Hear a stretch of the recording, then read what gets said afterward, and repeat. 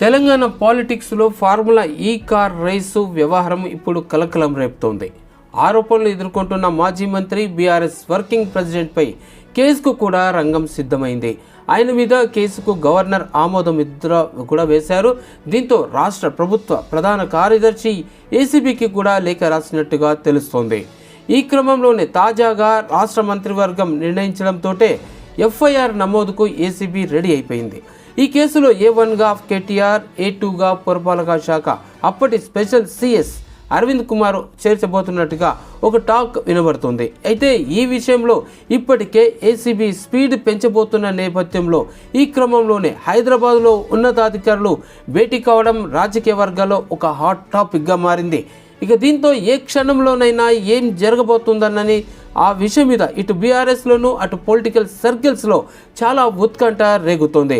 అయితే గత ప్రభుత్వ నిర్ణయాల విషయంలో రేవంత్ రెడ్డి సర్కార్ వ్యూహాత్మకంగానే అడుగులు వేస్తుంది. మాజీ సీఎం కేసీఆర్, మాజీ మంత్రి కేటీఆర్కు చెక్ పెట్టేందుకు పకడ్బందీగా ముందుకెళ్తోంది. బీఆర్ఎస్ హయాంలో జరిగిన విద్యుత్ ఒప్పందాల మీద, విద్యుత్ ప్లాంట్ల నిర్మాణాల మీద జస్టిస్ మదన్ భీమ్రావ్ లోకూర్ కమిషన్ సమర్పించిన నివేదికతో పాటు ఈ ఫార్ములా ఈ కార్ రేస్ అంశంలో గవర్నర్ ఇచ్చిన అనుమతిని ఏసీబీకి పంపాలని ఒకే రోజు నిర్ణయించడం ఆసక్తిగా మారింది. అయితే అలాగే విద్యుత్ కమిషన్ ఇచ్చిన నివేదికను ప్రస్తుతం సమావేశాల్లోనూ సభలోనూ ప్రవేశపెట్టి చర్చించాలని కూడా భావిస్తోంది.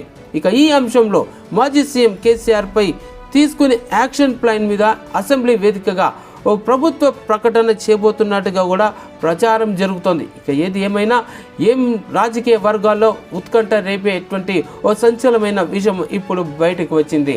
సో ఇలాంటి విషయాల మీద ప్రభుత్వం ఏ రకమైన అడుగులు వేసి ఎవరిని ఏ టైంలో అరెస్టులు చేయబోతుందనేది మొత్తం సస్పెన్స్ని తెరలేపింది. ఆ సస్పెన్స్కు కూడాను ముగిసేటువంటి ప్రయత్నం కూడా చేయబోతుంది. ఇక ఈ విషయాల మీద కాంగ్రెస్ సర్కార్ చాలా దూకుడుగానే ప్రవర్తిస్తోందనేది కూడా చెప్పవచ్చు. ఇక నిన్న సీఎం రేవంత్ రెడ్డి అధ్యక్షతన జరిగిన కేబినెట్ సమావేశంలో కేటీఆర్పై ఏసీబీ విచారణతో తలెత్తేటువంటి రాజకీయ పరిణామాల మీద పూర్తిగా చర్చించినట్టు కూడా తెలుస్తుంది.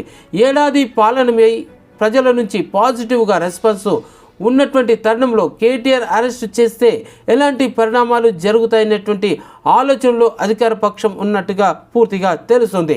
అయితే అసెంబ్లీ సమావేశాలు ముగియగానే ఏసీబీ యాక్షన్ ప్లాన్ చేయబోతున్నట్టుగా సమాచారం. ప్రొసీజర్ తోటి కేటీఆర్ను అరెస్ట్ ఉండబోతుందనేటువంటి ఒక చర్చ కూడా వినబడుతుంది.